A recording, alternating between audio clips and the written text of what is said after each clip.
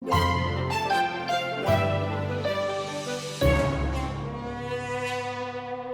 welcome to Brady's Blunders, where I show you the mistakes in my games, hoping you don't make the same ones in yours. And with today's video, I'm going to continue the theme of the last one, which is how to think in a complex fight. Only today's episode is going to focus more on bad shape. And like the last video, it's actually going to run a lot longer than my usual 15 minutes. So for that, I apologize in advance. But when I speak of bad shape, it actually gets me thinking about it's kind of a nebulous term.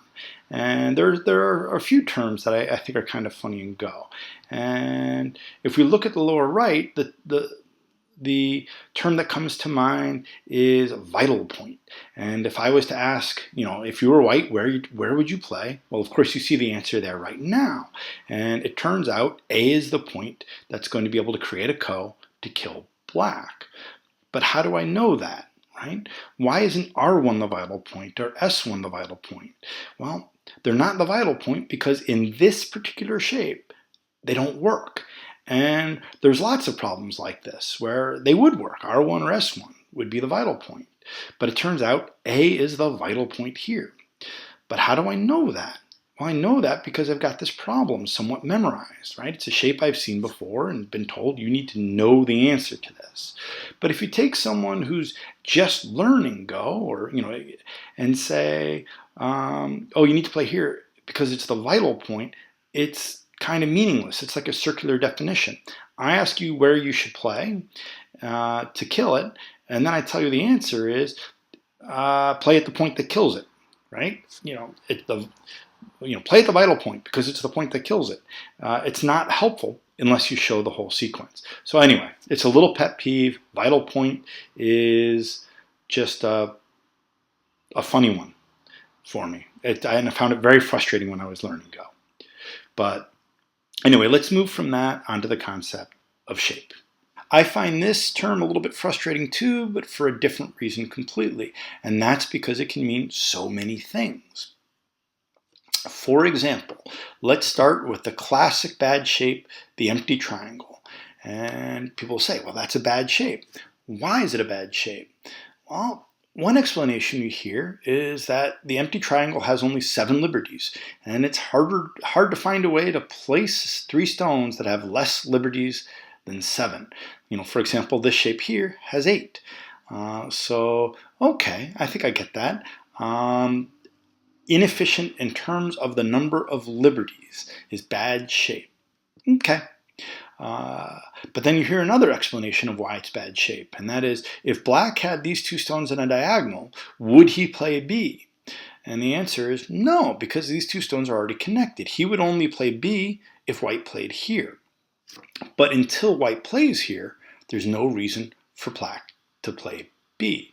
So okay, that makes even more sense to me. A stone that black would rather not have on the board is inefficient. He'd rather it be almost anywhere else on the board. Okay, that makes some sense. An inefficient placement of stones. Another explanation you see is if black has these 2 stones here, then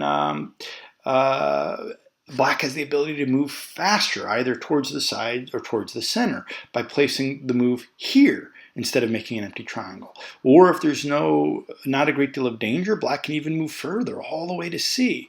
And okay, a move that's faster and more efficient, that's good shape. And a move that's slower is bad shape. That makes sense.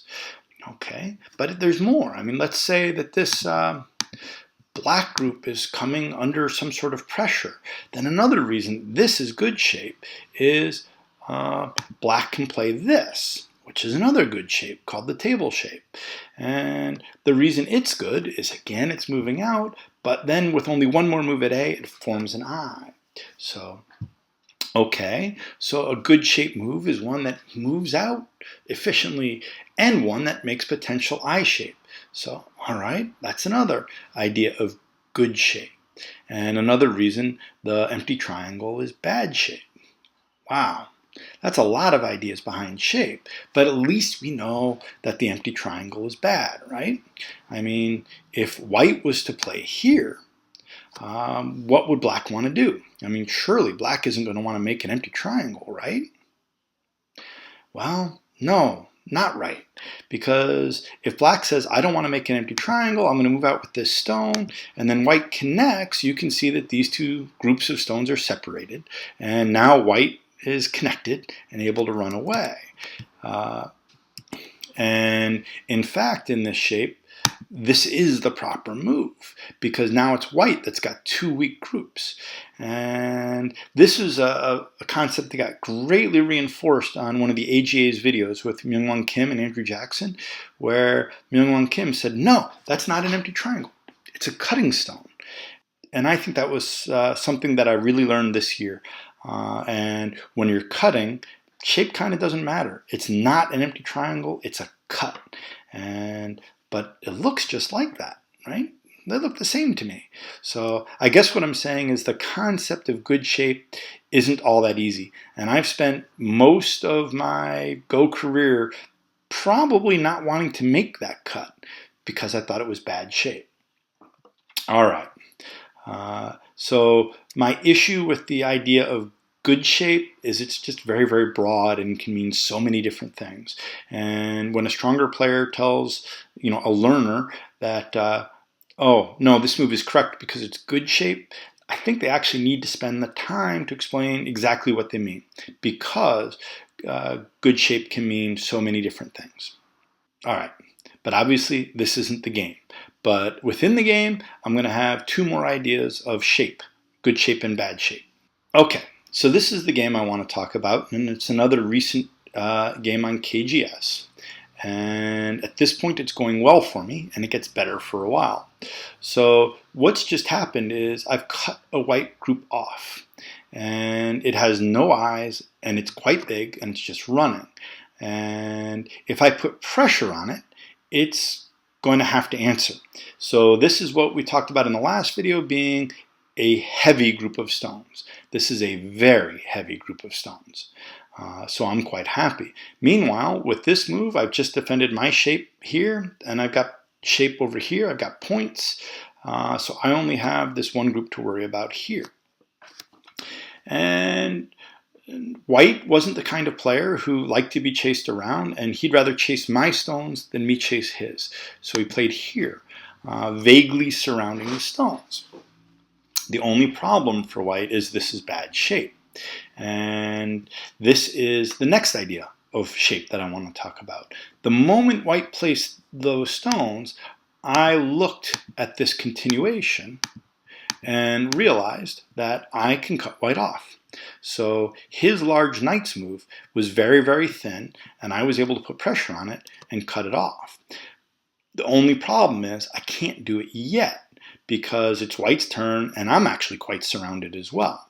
So before taking advantage of his bad shape, I just needed to get out and make sure I couldn't be easily surrounded. So I played here, and white continued to try to surround me, and then I moved out. And it was at this point that white was like, no, I've got bad shape, because he reads the same sequence I did, and if I cut him off, the game is great for me. So he came back and fixed it. Right. So this is interesting for a few reasons. Number one is it proves that the move at B was bad, because if you have to go back and fix your shape after you play what you think is a fast move, then that means I've actually gotten two moves because you played that move. So what you thought was a fast move was actually a very slow move. So B looked fast, but was actually slow because you had to go back and fix it. So that's one idea. And the second idea is that indeed this move works. Now A and B are connected. I cannot cut it. So kudos to him. But the third idea is it's still bad shape for white. And the reason is I can play here, and you can see that white can't connect this way because I can cut it. So white needs to retreat here. And later on, I'll get the cut or the push through at A again. White would have to defend at B, and then I'll be able to take advantage of the weakness at C. So white is leaving problems behind with this. Also, one other thing is I think it's kind of interesting that I made the classical bad shape of an empty triangle to go ahead and put pressure on these stones. This would be an example of another empty triangle that's actually not bad shape. All right. It's just good to know the aji's there, but I don't need to play it right away.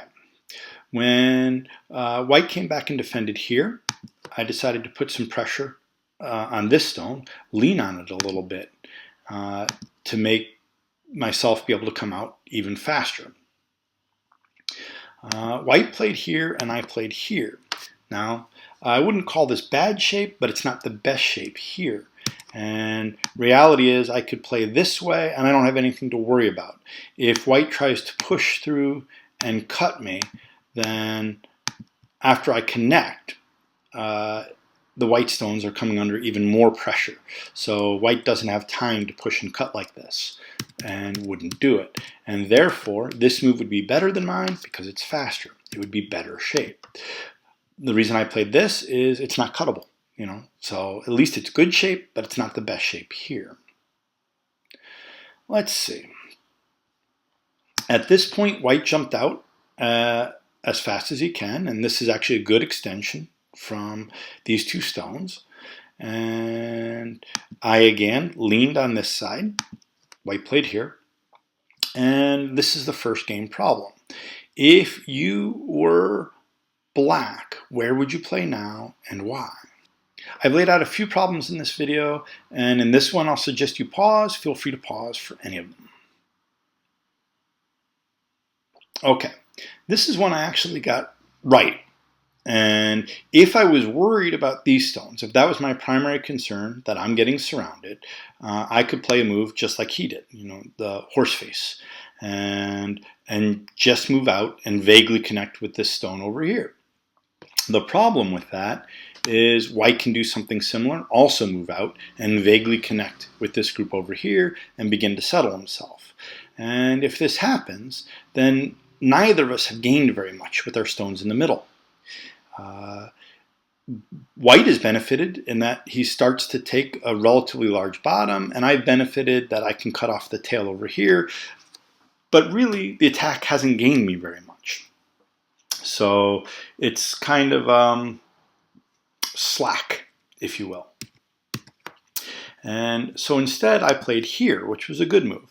And my thinking with this is severalfold. Number one is this puts the maximum pressure on the white group. White doesn't have eye shape, and white doesn't clearly have any friends he can connect to after I play this, right? He's well separated from this stone over here. And furthermore, there's no easy way for white to surround this group, at least not in a single move. So white moved out this way, and then I played that jump that I was considering. And you can see why this is so much better than what I pointed out as alternative, because these white stones still aren't connected with this. So next, white pushed, and this presents the next game problem. If you were black, where would you play now?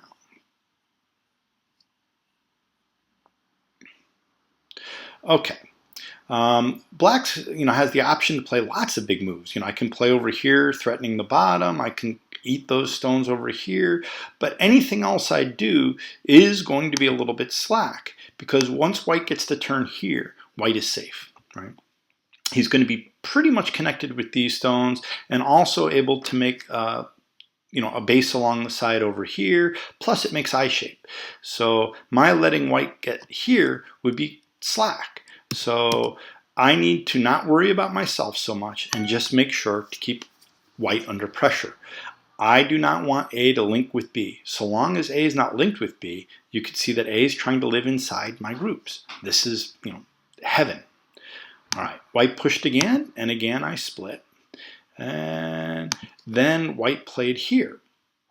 And he's doing the same thing he did with this move, right? He's vaguely surrounding me. But the problem for him is I can cut that stone off right away, and did. So now this white group is entirely inside my stones, and the game is really good if I don't find a way to screw it up. All right, White pushed one more time, and now this is really making clear another example I gave in the last video of, don't hit yourself. And this is white hitting himself, because every time he pushes down, he's actually making the corner weaker. And now it's very clear to me that I've got two avenues of victory, two very clear avenues of victory. I can let white live with this inside group. So long as I stay connected and finish in Sente, then I can jump into A, and I'm going to win the game, because this is devastating.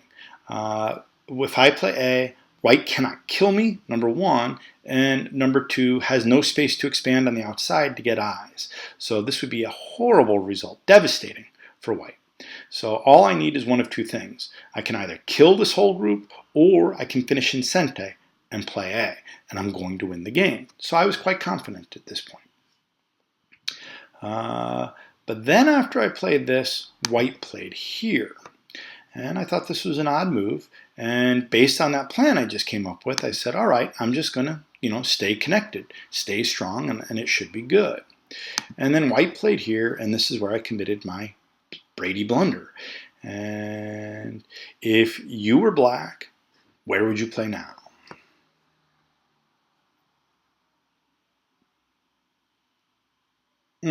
It's frustrating to look at, because I can see several moves that just work for me. And the one that I chose just doesn't. And I played here. And the reason I played this is a fewfold. Number one is I wanted to take away liberties on these two stones, figuring I could at a minimum squeeze them. And second is, as those liberties are taken away, I can connect on the outside. So I'm going to be in good shape for this game. The danger that I saw is that white could play here, but I didn't think it was a danger, because I could just capture it in a ladder, right? So therefore I had nothing to fear. But this was optimistic reading, and a big mistake. I guess my excuse is I was in Byo-Yomi, but still. When white saw this, white was like, this is great, because now I'm going to capture these two stones. Turns out that the black ladder doesn't work anymore because of this stone here. So by using that Atari that way, all of a sudden everything falls apart for me. So this was terrible. And when he played here, I decided that I had to try to squeeze these stones and at least get something out of it. But the problem is, and again it relates back to the last video, is white just captured my cutting stones and saved his cutting stones. And once you've done this, you've basically won the fight. That was what I talked about last time. The game is now good for white because his group is now strong. He's captured his way outside. And more important, my group that just a minute ago was attacking his is suddenly completely surrounded with no clear eyes. And what's funny is I was able to find a sequence, and maybe it took white's help, but I was able to find a sequence. I'm not even going to go through it. I was able to find a sequence in which I was able to get two eyes. But the problem was, because the role of attacker and defender switched, there was no way I was going to get two eyes in Sente. And so when I finished with Gote over here, even though I lived, white was able not only to not die in the corner, he was able to grow the corner and get enough points for a victory.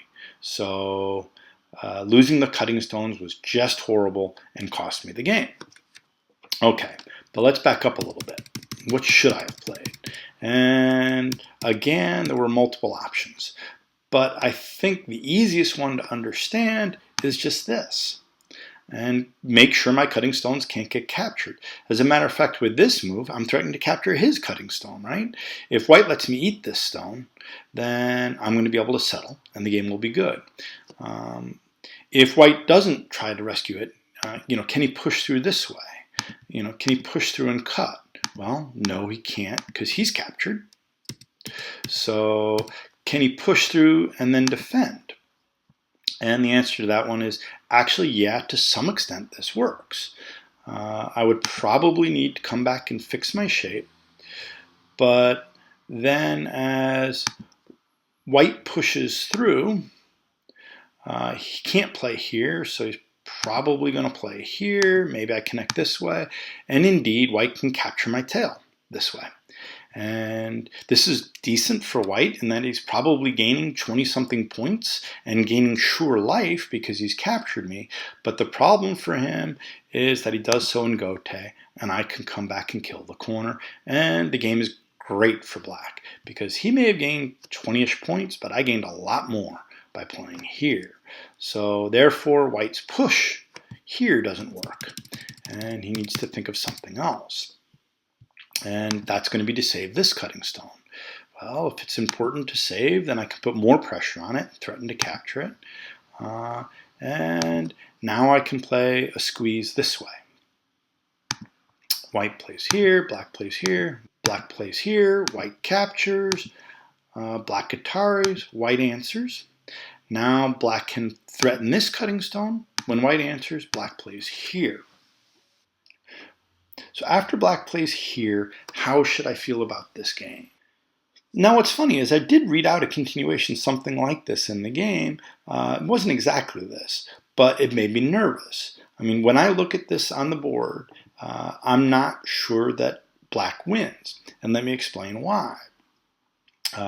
White is completely surrounded. Okay, so therefore he's not in good shape. But if you look at black, black is also completely surrounded and in a much narrower space. So it seems like black is also in danger as well. So let's look at it real quick. Let's count outside liberties. White has 1, 2, 3, 4, 5, 6, 7, 8, 9, 10, 11, 12. 12 outside liberties. And black has 1, 2, 3, 4, 5, 6, 7. 7 outside liberties. So that's a disadvantageous fight if I just look at it from that perspective. We're both surrounded, but I'm in a narrower space with less outside liberties. But it turns out that's just the wrong way to look at this. And what I need to look at is that white's got awful shape, as we've alluded to before. So first of all, this cluster of stones isn't even yet connected with this. So white has to spend his first move just connecting back. And okay, maybe white's going to feel satisfied with that. Again, he's got the 12 outside liberties to my 7, but the problem for white is his shape is terrible. And it's not that I can directly cut things. That problem with shape. It's that I can keep nudging him. I can keep making move after move after move that threatens to cut him that he has to answer, which then makes the game very, very clear. And I can start off with the same move I showed earlier, right? When I play this, I'm threatening to play here, and then it's easy for me to capture these stones. So white has to save the stones this way, which is an uncomfortable shape for him. And then I can nudge here, right? Poke. And if I get to play here, then there's going to be 2 more really bad cutting points for black. I'll be able to cut here, or I'll be able to cut here. So therefore, it's really important that white prevent that cut completely. And so nudge, okay, I'll answer. Then I can play here, and I'm again threatening to cut white in half, so he has to answer. And then I can play here, and the outcome is no longer in doubt. So I've been able to cut off this stone very, very easily. And now I've got, at minimum, a very big eye. And plenty of liberties. And white still has no eyes. And it's really, really clear at this point that black is going to win the fight. And this gives me a new appreciation of a form of good shape, or actually a form of bad shape, that I think I underappreciated before. And that is the ability to keep nudging at your opponent that they have to keep answering. And if your shape is like that, then you never have an answer. You just have to keep doing what your opponent wants. And in this case, I wanted to nudge him to give me shape. And white is just a string bean, completely surrounded by black. All right, so key learnings from this game. Good shape is a very broad term, and it actually is a useful term, but it comes in many forms. It can take into account liberties. It can take into account efficiency of extensions. It can take into account eye making shape. It can take into account being able to cut through it. And then finally, it can take into account forcing moves that can be made against it over and over again, those nudges. And white shape was terrible, and I just didn't see how bad it was or how to take advantage. And I hope I will next time. Anyway, I hope this video was useful. See you next time.